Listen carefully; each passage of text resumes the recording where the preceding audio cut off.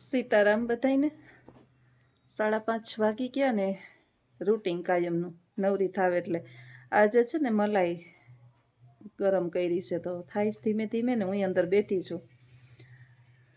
કૂતરાઓને ખવડાવી લીધું. ચાપલી બેને બેઠા છે ને 6 વાગ્યા થાય ને તો જરાક બારણે ઠંડક થાય. હજી બારે હજી બફારો છે, પંખા વિના હજી બારે બેહાય એમ નથી. હવે ભગવાનને આપણે બધાય પ્રાર્થના કરીએ કે વરસાદ થઈ જાય. જસોદાબેનને ખબર હશે કે હમણાં તો કંઈક મારા છોકરાને ફોન આવ્યો હતો કે યુરોપની અંદર હીટવેવ ચાલુ થયું છે. કોઈ દિવસ ગરમી ના પડે ને એટલી યુરોપના દેશોની અંદર પણ ગરમી પડે છે. લગભગ 8:30 કે 9 સુધી તડકો રહે છે એવું મારો છોકરો એમ કહેતો હતો. કાલે કામે હતો હજી મોડે સુધી કે તડકો છે ને તો જેટલું ખેંચાય એટલું ખેંચી લો, કારણ કે ત્યાં તો ઠંડી જ પડે ને પછી વરસાદ પડે. બહુ તડકો છે હમણાં ત્યાં. અને આપણો તડકો આપણે સહન કરી શકીએ, ત્યાંનો તડકો તો સહન ન થાય, સીધો કે આપણી ચામડી બાળી નાખે એવો. પ્રકૃતિ જે છે એ કોપાયમાન થઈ છે. જેવું વાતાવરણ હોવું જોઈએ વર્ષોથી જે છે એ હજારો વર્ષોથી ઋતુનું ચક્ર તો ચાલુ જ છે. આજ પહેલી વખત કે 2-5 વર્ષથી જ ઉનાળો આવતો નથી, પણ આપણી ભૂલો, પછી આપણી બેદરકારી, આપણી અજાગૃતતા અને આપણે શું, આ બધુંય મિશ્રણ કરી અને પ્રકૃતિનો વિધ્વંસ થયો છે. પોતાના અંગત સ્વાર્થને કારણે લોકોએ જે છે એ વૃક્ષો કાપી નાખ્યા છે. વૃક્ષો રહેવા દીધા નથી. જમીનો ખેડી અને ત્યાં ફેક્ટરીઓ સ્થાપી દીધી છે. ધુવાડા બૂકી અને મરી જવાના છીએ એક દિવસ, એ માણસને નથી. પૈસો પૈસો હાય પૈસો. અદાણીને એમ થાય કે હું રૂપિયાવાળો બની જાઉં, અંબાણીને એમ થાય કે હું પહેલાં સૌથી વધારે રૂપિયાવાળો બની જાઉં. આની વચ્ચે ને વચ્ચે એટલું, આ તો 2 મોટા નામ છે એટલે હામી આવ્યા છે.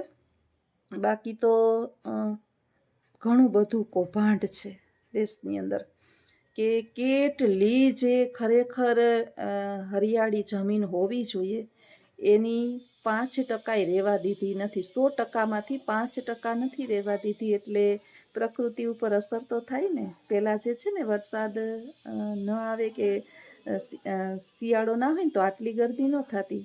આપણે બારણા ખોલ નાખી કે પંખા હતા, આપણે બધા જીવતા ને ગરમી કરતા જ નહીં. હા, થોડીક વાર થાય તો તડકો હોય ત્યારે પાછી ઠંડક થઈ જાય. પણ માણસને 7 પેઢી નહીં, 70 પેઢી નહીં, 700 પેઢી નહીં, મને તો લાગે 7000 પેઢીનું ભેગા કરતા હશે. ક્યાં લઈ જાય. સિકંદર હતો ને એ પોતે જે છે એક પછી એક યુદ્ધ જીતતો હાઈલો જતો હતો, યુદ્ધ કરતો જતો હતો, એની રાવટીઓ સ્થાપતો જતો હતો, એને સૈનિકો સાથે રોકાતો જતો હતો અને એક રાજાને પરાસ્ત કરી અને પોતે જે છે એ આગળ વિધ્વંસ કરીને ચાલ્યો જતો હતો. એમાં જે છે ને એક સત્સંગ ઋષિ મુનિઓની ટોળકી જે છે, જેને સત્સંગની આખી જે ઋષિ મુનિઓનો એક સમૂહ જે છે એ ચાલ્યો આવતો હતો. એણે આ બધું દ્રશ્ય જોયું, સિકંદરને સામે આવતો જોયું. એટલે સિંહને કોઈ દિવસ કહેવાય નહીં સિંહ તારું મોઢું ગંધાય, પણ ઋષિ મુનિઓ તો બુદ્ધિશાળી, જ્ઞાની, કોઈ બળથી મરે, કોઈ કળથી મરે. એટલે સિકંદરની ઉંમરે થઈ ગઈ હતી, બહુ મોટી ઉંમર થઈ ગઈ હતી. એટલે એણે સિકંદરને કીધું કે વાહ સમ્રાટ વાહ, તમને આ પૃથ્વી પર પરાજિત કરી શકે એવું કોઈ વ્યક્તિ નથી. તમારા જેવો મહાન યોદ્ધો આ પૃથ્વી પર કોઈ નથી. તમારા જેવી યુદ્ધ લડવાની આવડત અને કૌશલ્ય કોઈની અંદર નથી. તમારા જેવો સફળ વ્યક્તિ ન ભૂતો ન ભવિષ્યથી થયોય નથી ને થશે નહીં. આખી પૃથ્વીના વિજેતા તમે બન્યા છો, ધન્યવાદને પાત્ર છો. આવું પરાક્રમ જે છે એ કોઈ સામાન્ય બાબત નથી. એટલે સિકંદરને તો ખુશી થઈ કે વારે વાહ, ઋષિ મુનિઓ પણ મારા કામની નોંધ લીધી અને મારા વખાણ કર્યા. પણ છેલ્લે ઋષિ મુનિઓએ મીઠો એવો એક સંદેશ પણ એને આપ્યો કે આટલું બધું, આખી પૃથ્વી જે છે એનો માલિક તો તમે બની ગયા છો, પણ તમે ક્યારેય વિચાર્યું છે કે તમે જ્યારે આ પૃથ્વી છોડીને જાશો ત્યારે તમે સાથે શું લઈ જાશો? અમે તો જે છે ને જોગી ફરતા ભલા, આપણે કહીએ ને કે સંત ફરે ઈશારો.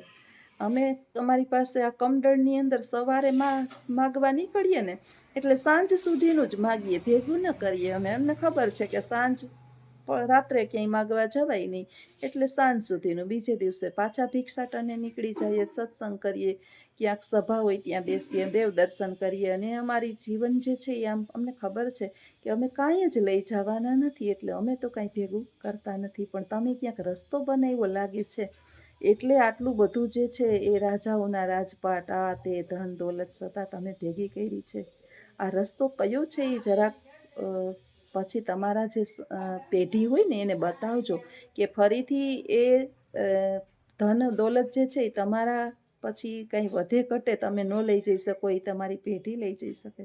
સિકંદરની આંખ ઉઘડી ગઈ. મીઠા ઠપકાની અંદર એક સંદેશ હતો કે આ પૃથ્વી પર માણસને અભિમાન શેનું છે, શું કામે જોવું છે ને, કઈ વાતનું આપણે અભિમાન કરી શકીએ. બહુ રૂપિયા છે એટલે, કરોડપતિ છીએ એટલે, ગાડી બંગલા છીએ એટલે. અરે ભાઈ, ગમે એવો રાજા મહારાજા ધીરાજ હોય ને, એ આવે ને તો એ નંગા પૂંગા જ આવે, અને જાય ને તો એની માથે એક વસ્ત્ર ઓઢાડેલું હોય, અને જ્યારે એને દેન દેવામાં આવે ત્યારે એ વસ્ત્ર પણ ખેંચી લેવામાં આવે છે. જન્મ બીજા આપે, જન્મ બીજા આપે, નામકરણ બીજા કરે, જ્ઞાન બીજા આપે, રોજગાર બીજા આપે, સ્મશાન સયામાં બીજા જે છે એ આપણને લઈ જાય. આપણે ત્યારે જ જઈ શકીએ એવા હોય નહીં. આપણી સાથે ધન દોલત જે છે એ બધું અહીં પડ્યું રહીએ.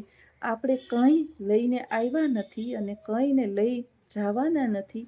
વચ્ચેના જે દોડધામની અંદર આપણે જે ભેગું કરવા માંડ્યા અને થોડાક દોકડા ઓલા નોટ સિક્કા નાખ રોડ પર ધૂળીએ માર્ગ ચાલ, એક સરસ મજાનું મકરંદ કવિનું કાવ્ય આવતું. આ કવિઓ બહુ બુદ્ધિશાળીઓ હતા. એમનામાં જેણે કાવ્ય નહોતું લખ્યું, એની અંદર બહુ મર્મ હતો કે જીવન માટે જરૂરી છે ધન, પણ જીવન નથી. એના માટે થઈ અને આપણે આપણા જીવનની કુરબાનીઓ દઈ દઈએ ને બીજાના જીવ લઈ લઈએ, એ યોગ્ય નથી. જીવીએ અને જીવવા દઈએ. વસુધા કુટુંબકમ એવ. આ પૃથ્વી એક કુટુંબ છે. પૃથ્વીની અંદર જે પ્રકૃતિનો વિધ્વંસ થઈ રહ્યો છે ને, એની આપણે સજા ભોગવીએ છીએ. વૈજ્ઞાનિકોએ નવી નવી શોધ કરી અને અંતરિક્ષને બગાડ્યું. પૃથ્વી પર રહેનારાઓએ પૃથ્વીને બગાડી, નદીઓ બગાડી નાખી. અત્યારે યમુના નદીની અંદર ભાઈ બીજનું સ્નાન કરવા હું જ્યારે ગઈ હતી ને, ત્યારે જે નદીમાં અંદર જઈએ ને, ભગવાન માફ કરે, એક વખત યમુના નદીનું મહાત્મ્ય હતું એટલે સ્નાન કરી લીધું. આખું દિલ્હીની ગટરની ગંદકી ત્યાં આવે છે. આ લોકો પાસે ટાઈમ નથી, અથવા તો એ ગંદકી બીજી જગ્યાએ જવા દેવા માટેનો રસ્તો શોધવાનો એની પાસે સમય નથી, અને વિદેશની અંદર રખડે રાખે છે બધાય. હવે દેશને સ્વચ્છતા, આપણે જે નદી લોકમાતા છે, મારો દીકરો મને બતાવતો તો મમ્મી અહીંની નદીઓ એટલી બધી ચોખ્ખી, એટલું સરસ. ત્યાં નદીને નદી જ કહે છે, માતા નથી કહેતા. અહીંયા તો આપણે નદીને માતા કહીએ છીએ. જો કડવું છે, કેટલું સત્ય છે. પણ અહીંયા નદી એટલે નદી, સરોવર એટલે સરોવર, આ સમુદ્ર એટલે સમુદ્ર. અહીંયા કોઈ માતા પિતા નહીં, પણ સ્વચ્છતા 1 નંબર ઉપર. અને હું એમ નથી કહેતી કે બીજા દેશના વખાણ કરીએ, આપણા દેશની અંદર જ રહેવાનું છે મહાન. એટલે આપણે જીવ બળે છે કે આપણે તો એને માતા કહીએ છીએ, પર્વત પિતા, અંતરિક્ષ પિતા, ધરતી માતા. અને આપણે એને આટલો વિધ્વંસ કરી રહ્યા છીએ ને, એનું આપણે ફળ ભોગવીએ છીએ. આજથી લગભગ 15 વર્ષ પહેલાં જે છે ને, જૂનાગઢની અંદર હું જાતી ને, તો ક્યાંથી એટલે એકદમ લીલી લીલી લીલી છાંયડી દેખાતી. અત્યારે વંથલી જૂનાગઢ બે એક થઈ ગયા. વચ્ચેનો જે જંગલ રસ અને ઝાડવાઓ હતા એ કપાઈ ગયા, અને ત્યાં મકાન બંધાઈ ગયા. અંદર ડુંગરની કોતરમાં મકાન બંધાઈ ગયા. બધી મકાન ડુંગર ખોદી નાખ્યો. આ એમનેમ તો પરમિશન વિના તો કાંઈ નહીં જ થયું હોય. એટલે જેવું કરીએ એવું ઈશ્વર આપણને આપે છે. પણ પાછી સજાઈ કોણ ભોગવે છે એ ખબર છે? કે આપણા જેવા મધ્યમ વર્ગના. કારણ કે રોજગારે આપણે જવું હોય, ધંધા પાણી આપણે કરવા હોય, કામ આપણે કરવા હોય, કચરા પોતા આપણે કરવા હોય, રસોઈ આપણે કરવી હોય, ને મધ્યમ વર્ગના બધી સજા છે. પણ ઈશ્વર જે છે એ બધું સમજે છે. 10મો અવતાર હવે જલ્દી લઈ લે ભગવાન. કલ્કીએ 9 અવતાર તો લઈ લીધા છે.